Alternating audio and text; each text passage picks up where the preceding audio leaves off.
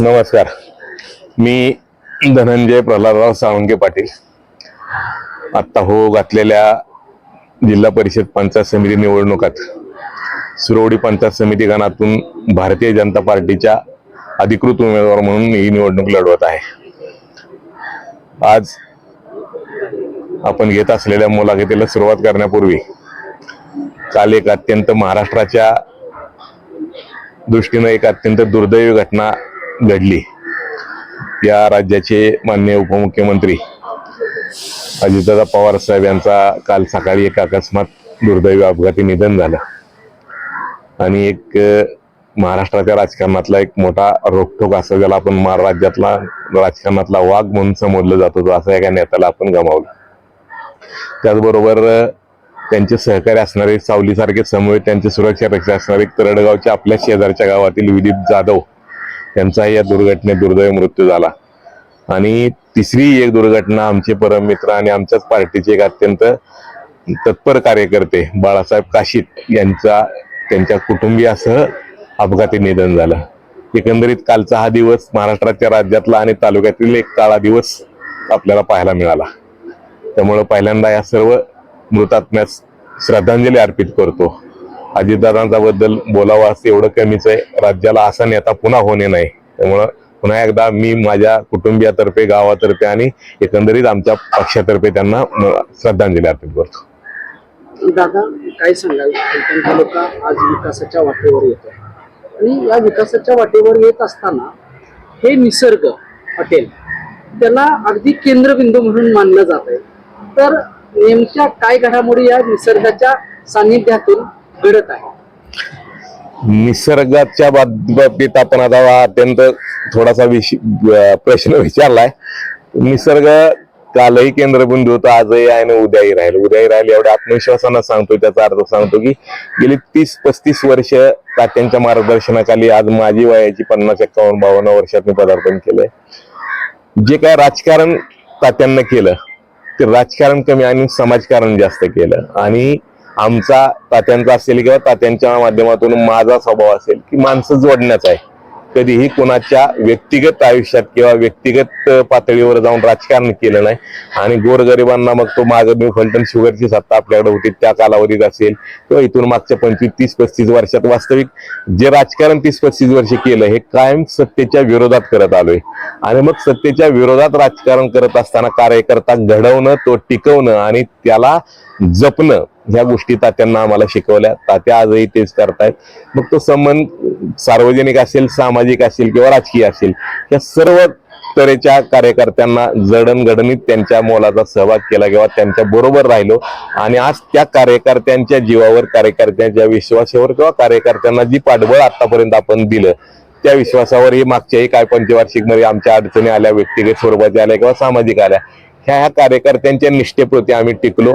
आणि आज तुम्ही जो प्रश्न विचारला की निसर्गाच्या हा केंद्रबिंदू ठरलाय, तर माननीय खासदार आता आपले माजी खासदार रणजितदादा असतील किंवा माननीय आपले आमदार सचिन पाटील असतील, यांना एक तात्यांना मार्गदर्शक मानून जी वाटचाल केली आणि तात्यांच्या राजकीय कारकिर्दीचा अनुभव जो त्यांना मानला किंवा त्यांना तात्यांचे मोलाचे शब्द किंवा जे काय मार्गदर्शन करतात ते ऐकून काय कारभार करतात किंवा काय गोष्टी करतात, निश्चित त्यांना त्यांचा अनुभव आला की कुठेतरी तात्यांचं मार्गदर्शन आपल्याला उपयोगी पडते किंवा तात्यांचा सारखा ज्येष्ठ मार्गदर्शक म्हणून तात्यांना सन्मानानं त्यांना जे काही गोष्टी घडतायत. त्यामुळं कदाचित आपल्याला असं वाटत असेल की निसर्ग हा केंद्रबिंदू आहे किंवा निसर्गावरनं सूत्र आहे. वास्तविक निसर्ग एक माझं एक व्यवसायाचं ठिकाण आहे आणि इथं घडामोडी किंवा एक सेंट्रल केंद्रबिंदू म्हणून होतो की येण्या जाण्याच्या रस्त्यावरती असल्यामुळे इथं बसणं होत नव्हतं. तात्यांची ऑफिस आपण इथं बघतो निसर्गावरती आहे. आणि मग त्या निमित्तानं येणं जाणं किंवा लोकांचं, आपणही पत्रकार महोदय असाल किंवा इतर सर्व सामाजिक राजकीय किंवा अधिकारी येणं जाणं असतं. त्यामुळे कदाचित आपल्याला असं वाटत असेल. सर्वसामान्य जनतेला केंद्रबिंदू मानून विकासाची गंगा शेवटच्या व्यक्तीपर्यंत पोहोचवणे हे माझं एकमेव ध्येय असं माजी खासदार रणजितसिंह नाईक निंबाळकर सांगतात. बरोबर. आणि नुकतंच आपण त्यांच्याबरोबर कंटिन्यू असतात. तर आदरणीय ग्रामपंचायत राज्यमंत्री आणि ग्रामविकास मंत्री जयकुमार गोरे साहेबांनी सांगितलं की मी 250 कोटी रुपये फलटण तालुक्यासाठी देतो. त्यामध्ये नेमकं विजन काय असेल? तर गेलं तर एकंदरीत थोडी याला पार्श्वभूमी मागणं आपण सुरुवात केली तर साधारण 95 पासून तालुक्यात एका गटाची म्हणा किंवा गटच म्हणतो मी त्याला, कारण पक्षाचं लेवल त्यांना कधीही स्वतःचं कोणाचं लावून घेतलं नव्हतं. प्रत्येक वेळेस पक्ष सांगण्यापुरता होता, पण तालुक्यात गटाचंच वर्चस्व होतं. त्यांना कामं काय केली, कशी केली, किती केली आपल्या सर्वांसमोर आपणही जाणतो आहोत, मीही जाणतो. परंतु एकीकडे कामं केली तेही नाकारत नाही मी त्यांना कामं केली का तर केली, परंतु त्यासाठी तालुक्यानं 30-35 वर्ष गावातल्या सोसायटी पासून ग्रामपंचायत असेल तिथून तालुक्यातील सर्व सत्ता एक हाती 30 वर्ष एका विशिष्ट कुटुंबाच्या ताब्यात दिली, आपण सगळे जाणतो. आज त्या पटीने विकास झाला तर अजिबात नाही झाला. जेवढ्या सत्ता त्यांना उपभोगल्या, जेवढी पदं उपभोगली त्या प्रपोर्शन मध्ये आपण म्हटलं तर तेवढी विकास कामं झाली का तर नाही झाली. आज आपण लहान असताना किंवा मी 80-85च्या अगोदरचं जर बघितलं किंवा 90च्या अगोदर दशक बघितलं तर आपल्या सर्वांना माहिती आहे की फलटण अशी बाजारपेठ होती की जिथं बारामती, नातेपुते किंवा आसपासच्या गावात सुद्धा व्यापार बाजार मान तालुक्यातून लोक येत होते. आज तीच वस्तुस्थिती, आज इतर परिसरातली गावं, बारामतीचा जर विशेष सोडा, आज जगात बारामतीचं पुण्याच्या बरोबरीत बारामतीचा विकास झालाय. शहर मोठं झालं, वेगवेगळं ठीक आहे. तेवढं आपल्याला संकल्पना आपण बोलणं सोपं आहे, तेवढं करणं त्याला आधी दादाच लागतो. परंतु आपल्या भागातली जर इतर गाव अकलूज सारखं असेल, बाजारपेठ असेल, लोणंद सारखी बाजारपेठ या विकसित झाल्या, पण फलटण अजून तिथंच आहे. त्याला काय तर एक फक्त राजकारण फिरवलं, ते गेली 30 वर्ष फक्त पाणी आणि पाण्याच्या भोवती फिरवलं. तेही पाणी प्रत्यक्षात आणायला खासदार रणजितदादांना त्या सत्तेत यावं लागलं किंवा आमदार सचिन पाटलांना कुठेतरी आता लोकांना निवडून द्यावं लागलं. सांगण्याचं तात्पर्य पंचायत समिती सारखं माध्यम असलं तर मी पंचायत समितीला कॅन्डिडेट म्हणून उभा आहे. या 8 वर्षाची मधली सत्ता सोडली तर त्याच्या अगोदरच्या पंचवार्षिकाला मी 5 वर्ष पंचायत समितीला सदस्य म्हणून काम केले. आज एक हाती पंचायत समिती गेली 30 वर्ष, 6 पंचवार्षिक राजगटाच्या ताब्यात आहे. परंतु मग पंचायत राज व्यवस्था ज्यावेळेस अस्तित्वात आली त्याच्यानंतर मग पंचायत राज व्यवस्थेत जिल्हा परिषद येते, पंचायत समिती येते आणि ग्रामपंचायत हा गावगाड्यातला किंवा ग्रामीण विकासाचा कणा आहे. ह्या ग्रामपंचायती किती सक्षम झाल्या, आजही ग्रामपंचायतीला इमारती नाही तालुक्यात, ही वस्तुस्थिती. किंवा गावातली सांडपाण्याची व्यवस्था असेल, पिण्याच्या पाण्याची व्यवस्था असेल. आज कुठेतरी पिण्याच्या पाण्याची योजना केंद्रीय जलजीवन आयोगामार्फत योजना सुरू झाल्या आणि केंद्रीय जलजीवन मिशनच्या मार्फत पिण्याच्या पाण्याची योजना आपल्या तालुक्यात आपल्याला चालू झाली दिसेल. ह्या केंद्रानं ह्यात मोठा सहभाग नोंदवला. आजपर्यंत ग्रामपंचायती असतील सक्षमीकरण, ग्रामपंचायतचं सक्षमीकरण ज्यावेळेस झालं त्यावेळेस तालुकामध्ये मुख्य ही संस्था कुठली होती तर त्याला पंचायत समिती होती. परंतु पंचायत समितीच्या माध्यमातून भरीव असा कुठलाही कामकाज तुम्हाला झालेलं, अंगणवाड्यांची अवस्था आपण बघतोय, प्राथमिक शाळांची अवस्था काय, गावांतर्गत रस्त्यांची अवस्था असेल, गावांतर्गत बऱ्याचशा गोष्टी अतिक्रमण असतील किंवा ग्रामसेवकांच्या मार्फत राबवल्या जाणाऱ्या छोट्या छोट्या व्यक्तिगत लाभाची योजना असेल, किती योजना आपल्याला मिळाल्या. आज पंचायत समिती असा विषय की शेतात लागणाऱ्या खुरप्यापासून ट्रॅक्टर पर्यंत यंत्रमार्गी कृषी विभागावर दिली जाते. व्यक्तिगत लाभाची योजना असतील, महिला सक्षमीकरण असतील, प्राथमिक शाळा असतील, अंगणवाडी असतील, महिला बालकल्याण मधून, ह्या सगळ्या कितीतरी प्रगल्भ आणि कितीतरी पुढे जायच्या गरज होती. परंतु आज तशी परिस्थिती दिसत नाही. आजही शाळेच्या पत्रे गळकेत, ही खेदाची बाब आहे.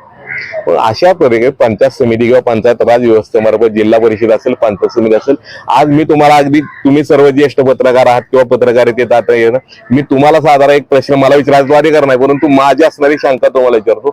आज आपण असा एकही पंचायत समितीचा सभापती, आता कालचा एक आधा आठवेल, मागचे 3 पंचायत समिती सदस्य किंवा पंचायत समितीचा सभापती आपल्या नजरेसमोर येतात का?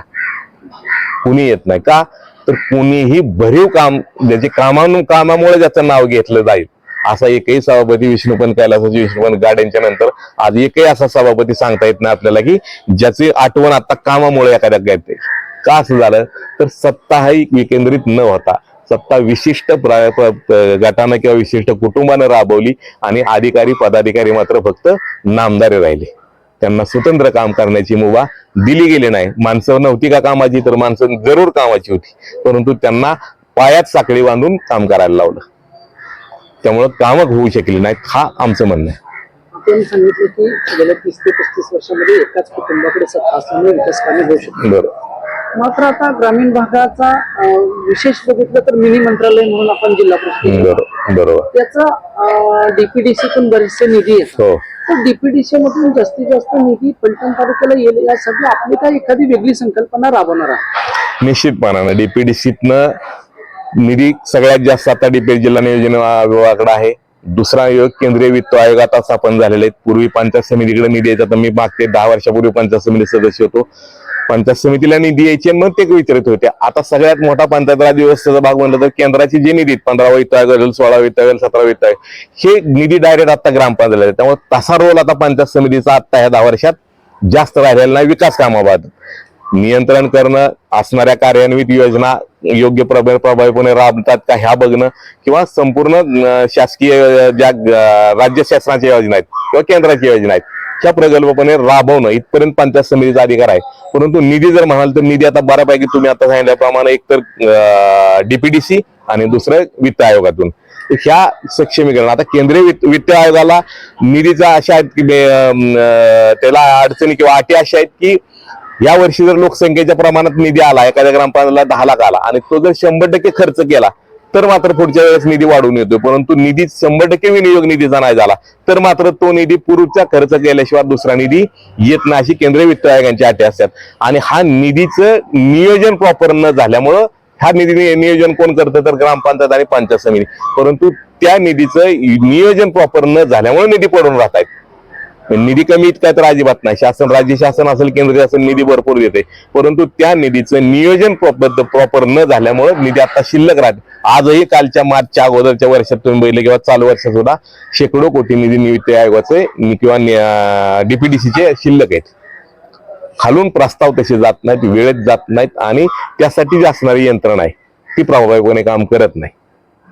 आता आपण सांगितलं की खालून प्रस्ताव जात नाही, त्यामुळे निधी कदाचित माघारी जातो किंवा निधी तसंच पडतो. बरोबर आहे. यासाठी ग्रामपंचायत लेवलला भाजपा किंवा राष्ट्रवादी काँग्रेस अजित पवार गटाचं काही विजन असेल की येणाऱ्या मे मध्ये जवळजवळ 80+ ग्रामपंचायतीचा निवडणुका आहेत, बरोबर, तर त्याकडे आपण कसं पाहता? त्यासाठीच आता ही पंचायत समिती जी आम्ही लढवतोय सगळं 16 पंचायत समिती गण आणि 8 जिल्हा परिषद सदस्य भारतीय जनता पार्टी आणि राष्ट्रवादी काँग्रेसच्या माध्यमातून आम्ही लढवतोय. आमचं विजन असते की पंचायत समिती ही तालुक्याची आत्मा आहे आणि इथं जर आपला अधिकार असेल, इथं आपल्या विचाराची लोक असतील, इथं तरुण तडफदार कार्यक्षम माणसं जर आपण निवडून दिली आणि निर्णय घेणारी किंवा स्वतःच्या मतानं निर्णय घेणारी माणसं तिथे ज्यावेळेस जातील त्यावेळेस या सगळ्या योजना ऍक्टिव्हेट होतील आणि नव्या दमानं नव्या जोमानं काम करणाऱ्या माणसांच्या मुळे कदाचित 100% ह्या निधी किंवा ह्या सगळ्या योजना ह्या प्रभावीपणे राबवल्या जातील. दुसरं असं की पंचायत समितीचा जो जिल्हा परिषद उपविभाग बांधकाम आहे त्या माध्यमातून अनेक तालुक्यातील गावात कामे झाली, पण ती गावी अतिशय निकृष्ट कामे झाली. याबाबत आपण आवाज उठवला. 100% मान्य आहे. झालेली कामं दर्जात्मक होत नाहीत. हा सर्वसामान्य लोकांपासून अगदी आपल्या तुमच्या माझ्यासारख्यांच्या पर्यंत पडलेला प्रश्न आहे. हा का पडत नाही तर टक्केवारीचा जो काही भाग आहे, मग त्यात अधिकारी असू द्यात, पदाधिकारी असू द्यात किंवा आजी माझी राजकीय कार्यकर्ते असू द्यात, हा जो लागलेली कीड आहे ह्याच्यावरती कुठेतरी अंकुश आल्याशिवाय कामं दर्जात्मक होणार नाहीत आणि दर्जात्मक कामं तेव्हाच होतील जेव्हा प्रशासन चांगलं असेल. आणि त्यामुळे आता प्रशासन आपण ताब्यात ज्यापर्यंत जनता देत नाही तोपर्यंत ह्या गोष्टीवरती फक्त बोलून उपयोग होणार नाही. त्यामुळे पंचायत समितीला मी आपल्या माध्यमातून विनंती करेल की नव्या दमाची, नव्या जोमाची आणि नवनिर्वाचित अशा सदस्यांना ज्यावेळेस तुम्ही संधी द्याल त्याच वेळेस ह्या गोष्टी आपल्याला यात बदल झाल्यावर दिसेल. तुम्ही भाजपच्या पहिल्या फळीतील नेत्या, फलटण तालुक्यात सर्वात मोठा आता जटिल प्रश्न आहे तो रानडुकरांचा. बरोबर. आपल्या दुष्काळी पट्ट्यामध्ये, आता दुष्काळी म्हणता येणार नाही पण दुष्काळी पट्ट्यामध्ये 30 ते 32 गाव असे की प्रचंड त्या रानडुकरांचा त्रास होतो. एका दिवसामध्ये अक्षरशः त्या शेतकऱ्याच्या डोळ्यासमोर त्याची मका असेल, त्याचा ऊस असेल किंवा इतर काही पिकं असतील अक्षरशः उद्ध्वस्त करतात, तेव्हा त्या शेतकऱ्याच्या डोळ्यातून पाणी येतं. यासाठी आपण काही वेगळ्या उपाययोजना राबवणार आहोत. निश्चितपणे ह्यासाठी वन विभागाला बरोबर घेऊन किंवा वन विभागाच्या विविध अधिकाऱ्यांशी चर्चा करून आपल्याला तो गंभीर प्रश्न आता आहे. तुम्ही तर फक्त रानडुकरांचा म्हणताय, परंतु बऱ्याचशा गावात बिबटे सुद्धा आता मागे 1 वर्षापूर्वी निंबोरे गावात बिबट्या मृत अवस्थेत आढळला. आपल्याला वन्य प्राण्यांची बऱ्यापैकी प्रमाण आपल्याकडे वाढलेलं आहे. एक ते निसर्गाच्या दृष्टीने ती चांगली गोष्ट आहे, परंतु शेतीच्या दृष्टीने जिथं नुकसान होतंय तिथं ह्या गोष्टींच्या वरती आपल्याला उपाययोजना करावी लागेल. ह्या गोष्टी निश्चितपणानं वन विभागाशी किंवा वन विभागाच्या अधिकाऱ्यांना विश्वासात घेऊन त्यांच्याशी चर्चा करून एक कायमस्वरूपी तोडगा किंवा जैविक पद्धतीने ज्याला म्हणतो की वन्य प्राण्यांना कुठलीही हिंसा किंवा कुठल्याही प्रकारचे शेतकऱ्यांच्याकडनंही त्रास न होता तो त्रास कसा कमी करण यासाठी नक्की आपल्याला काम करावं लागेल. परवा माजी खासदार रणजित नाईक निंबाळकर यांनी जितेंद्र धारे यांना थेट आरोप केले. या आरोपामागे सत्यस्थिती काय?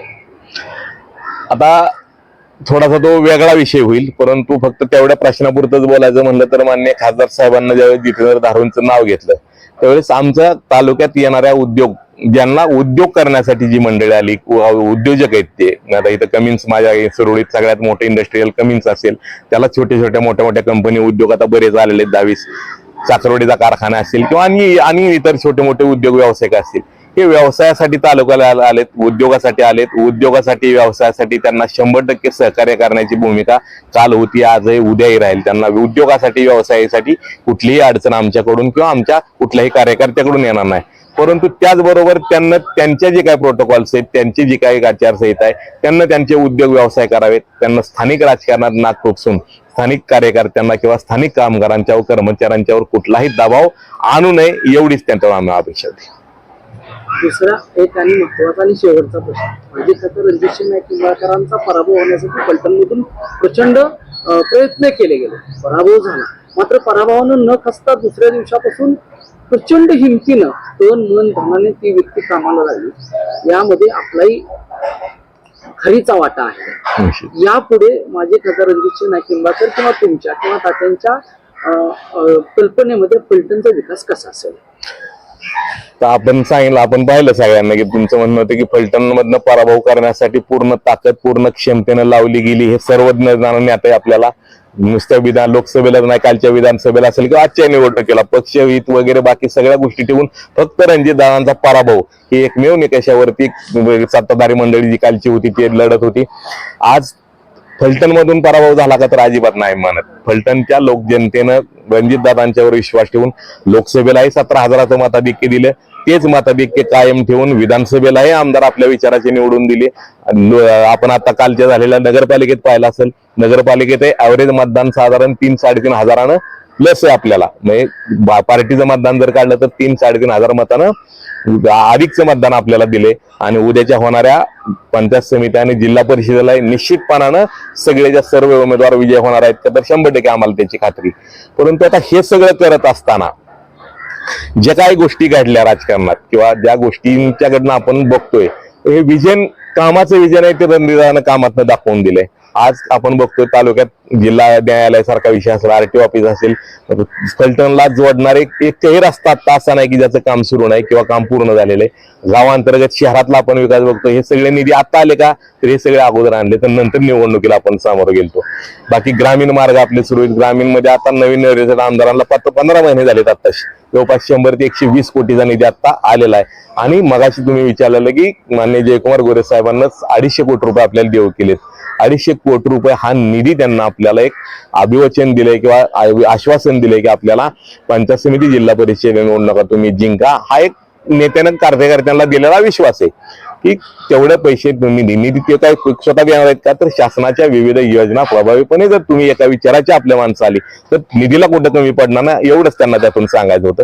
निश्चितपणानं तालुक्यात पूर्णतः जे काय विकासाचा बॅकलॉग आहे तो संपूर्ण भरून 1-2 वर्षात काढण्याची आमची क्षमता आहे. आम्ही त्या पद्धतीने विजन ठेवलंय, त्या पद्धतीने आम्ही प्लॅनिंग केलंय आणि निश्चितपणानं ते आम्ही करून दाखवू. धन्यवाद. धन्यवाद.